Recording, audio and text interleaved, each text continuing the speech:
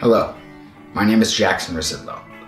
From 2011 until 2016, I was a member of the United States Marine Corps. I served as both an infantry rifleman with Charlie Company 1-5 and as a marksmanship instructor at Weapons and Field Training Battalion.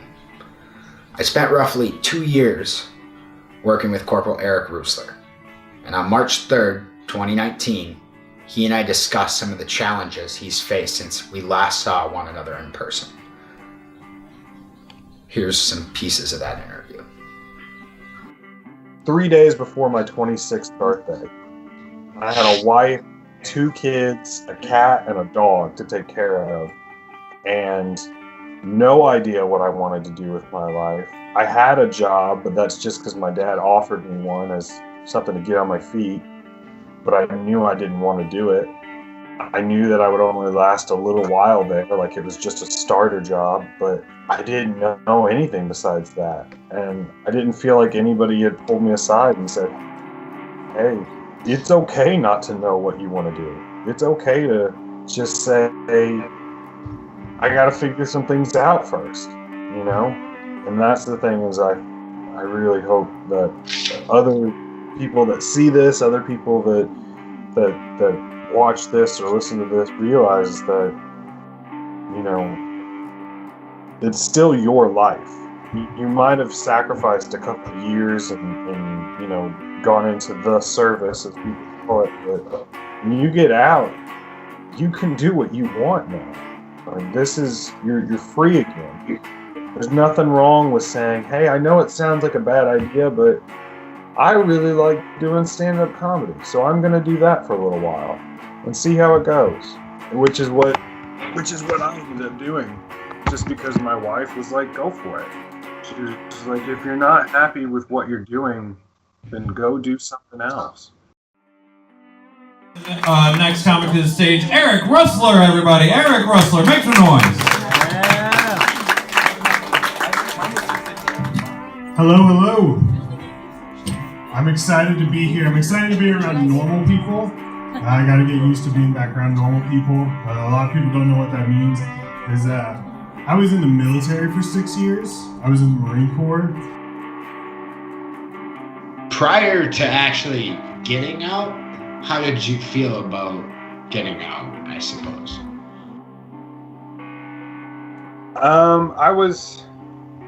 Part of me was excited, because I wanted to get out, and you know, you deal with some of the things that are like, you know, this is the same thing they do in prisons, and you're like, oh, I can't wait to be done with this. I can't wait to get out. I can't wait to be done with this. But there was a lot of me that wondered, you know, what am I gonna do when I get out? What am I gonna, you know, who am I gonna be if I'm not a Marine anymore?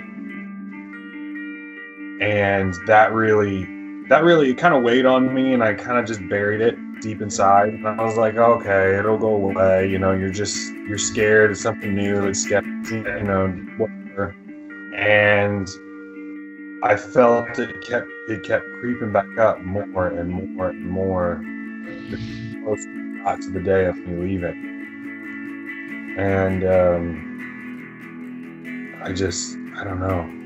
I just remember being so scared and not being ready to show people that I was scared about getting out.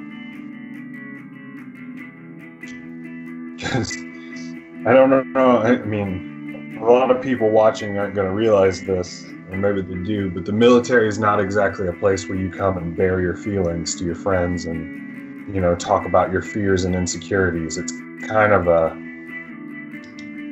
like a wolf pack run by just alpha males, you know? You can't just swallow it and just grit your teeth and keep going.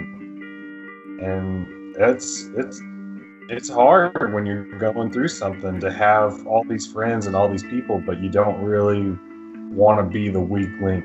You know, you don't want to be the one to put your hand up and say, hey, I'm struggling. I need some help.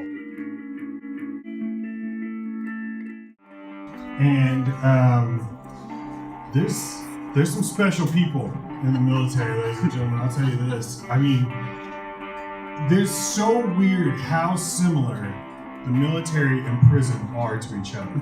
Because in order to get to where I was at, I was in the Marine Corps and I was in the infantry, which means that me and a whole bunch of my coworkers got together, went to a government official, and were like, yeah, we'll kill some people. Okay. Yeah, whatever you gotta do. And so people don't really believe me. They don't understand, like, no, it's not really like that. People in the military aren't animals. Yeah, we are. Okay? I was not prepared at all. I thought I was prepared. I thought I was ready. But I wasn't ready at all. I wasn't prepared. They gave us like a little bit that, you go through a class that's like a week long and they teach you about, this is what you need to do in order to apply for college, and this is what you need to do in order to apply for some benefits or a home loan or things like that. But they never teach you, hey, there's going to be nights where you're really lonely, or you're really sad, or you're miserable, and your buddies aren't going to be there. They don't say, hey, you've got these other options that you can explore. I don't know what to tell you.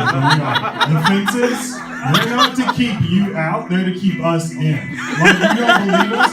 No, like, if terrorists came to military bases, we'd love it. We'd save so much money on gas, like, you have no idea.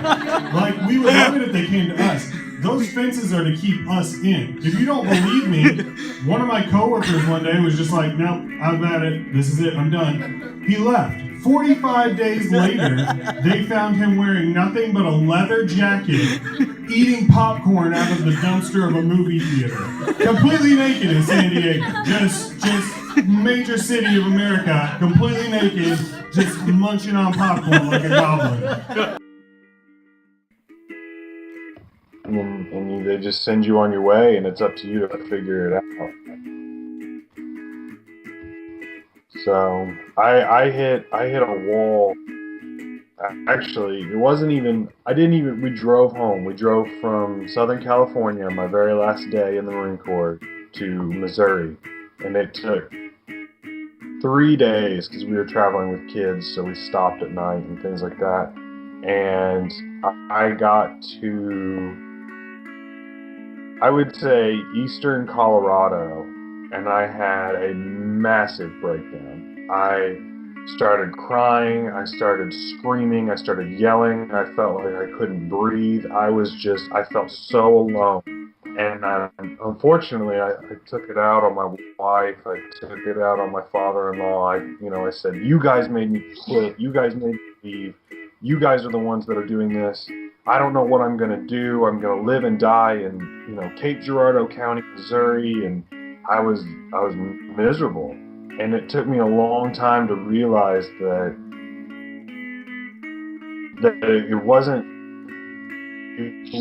like such a big deal. I'm here in this place that I grew up, but it wasn't home anymore because I didn't have my friends. I didn't have that support.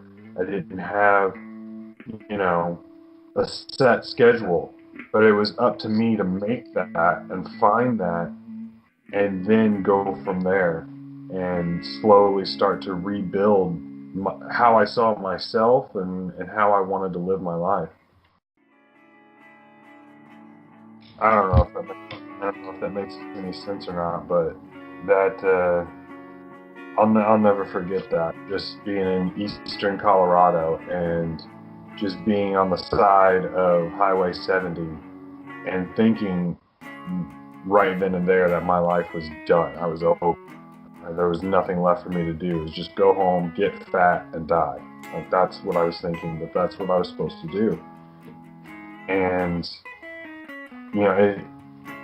it was my wife was telling me that, there's nothing you have to do. You don't have to do anything. Do what you want to do. And that's what really made the change, was being told that it's okay to be scared. It's okay to not know what you're doing. It's okay to not have the answers. Find some, let's figure them out together. And I think that was a big step for me.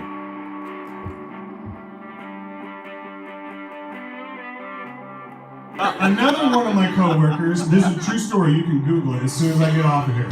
You can Google it. One of my coworkers, he got reprimanded, right, for showing up to work late. So his response was, I'm just gonna get as drunk as humanly possible, drive out into the middle of town, stand on my car, and throw my shit at cars that are driving past. And I was like, no, that's not true. It is true. It was 10:30 on a Sunday morning, okay? There were families coming home from church like, oh, I really like this. Oh my God, what the fuck? Yeah, that really happened. And so I went up to him, I'm like, hey man, I don't want to embarrass you, but did that really happen? He's like, yeah, it did. It doesn't embarrass me though. I said, okay, well, I gotta ask you a question. So did you like just climb on top of your car and then just like go in your hand and start throwing like a gorilla? And he was like, no, I'm not a savage. And he got all like pissed off and like looked at me like disgusted. He's like, I obviously shit in a bag and then drove it out into town so that way I could throw it. And I was like, oh, I'm sorry, I'm so sorry, I didn't understand. Clearly this was premeditated. I should have known. You clearly thought this through. I just, I didn't understand. I'm sorry. So when I first got out, I went to work for my dad selling insurance, and I thought, okay, this is going to be something that's boring, but it's going to be easy compared to what I've just been through. And I lasted 6 years in the Marine Corps with no problem, and I didn't make it 6 days selling insurance before I had another just complete breakdown. I had a panic attack in the office because I felt trapped. I felt like I couldn't go anywhere, and I didn't trust any of my coworkers. Not that they were bad people, they were great people, but they hadn't been there. They didn't know what I knew. They didn't see what I saw. And I didn't feel like if it came down to it, I could trust them. And I really, I just broke down. And I had, chest pains and was throwing up and I couldn't sleep and I was doing all kinds of stuff. And I thought, I'm going to sit behind this desk for the next 40 years until I either die or get enough money to retire. And I didn't see any positive in that. I didn't see anything in that made me think, oh, good, I'm glad I'm doing this. Or, oh, good, I'm happy to be here. And I finally had to go to my dad one day and just say, hey, I can't do this. I can't do this anymore. And I was lucky enough, he gave me like 2 or 3 weeks to just stay at home. He said, just stay at home and get your mind right. Stay at home, get your mind right. And I went to doctors, I went to counselors, I went to therapists. I was on 10 different medications at one point.